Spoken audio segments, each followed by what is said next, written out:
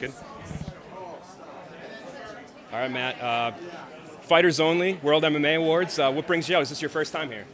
This isn't my first time. I used to fight in the UFC, and it's been a while. And the last time I was here about 10 years ago when I was still employed with the UFC.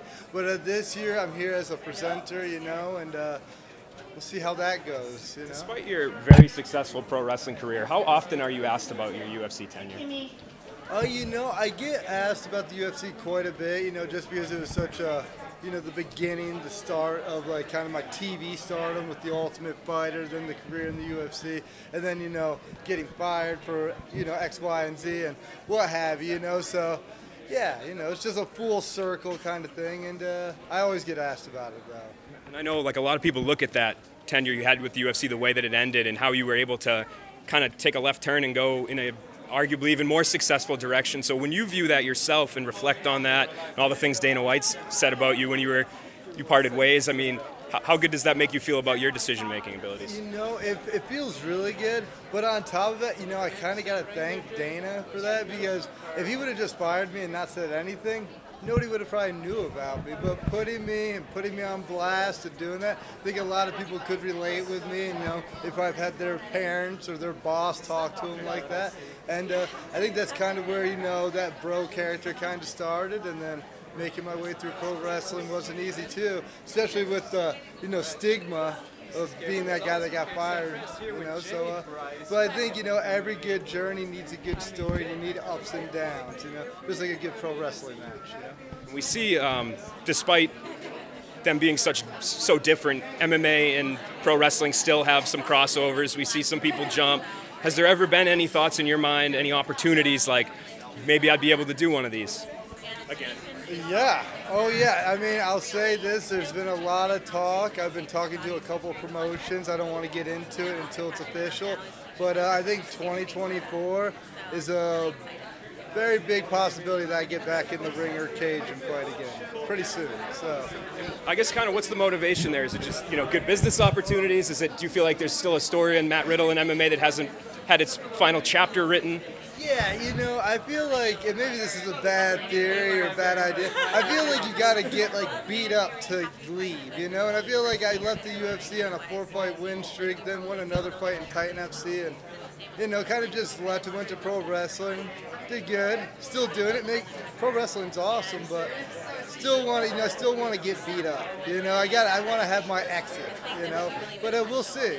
Maybe somebody beats me up. Maybe I keep winning. Who knows, And how much, obviously what you do is you got to be tremendously athletic, and I'm sure you're training every day, but how much MMA training have you done since you left, if any?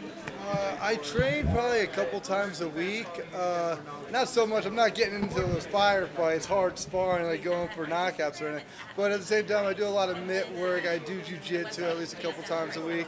Just got my black belt this year. Probably should have got it a while ago, but, pro wrestling, it's hard to put that time into the jiu-jitsu gym. But I'm focusing a lot on that. So, because I've had that itch, So we'll see. Thanks. Thank you. People thought that they would never see the day that CM Punk would be back in WWE. Is there a time we could see you back with the UFC? I say never. If the opportunity's right, I don't really hold a grudge, and I talk a lot of shit. Sorry, but talk a lot of trash, but that's about it, So if there's business to be had, I'll get business done. What is it about the fences being able to be mended in these businesses? Well, for me, there's no fence that really needs mending. He had his decision, I had mine. He went his way, I went my way, and I had great success, and so is he. So for me, there's no problem. It's just a matter of if you'd want me to work for him or if he'd want to pay me again. And he doesn't have to, And if I could just ask you, how shocked were you that CM Punk mended fences with WWE in his back?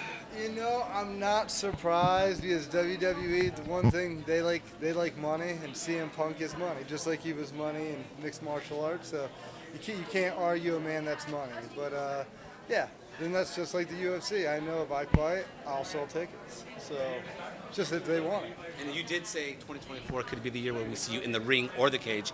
If you had to say which one was more likely to happen first or happen?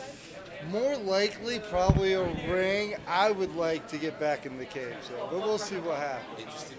You know.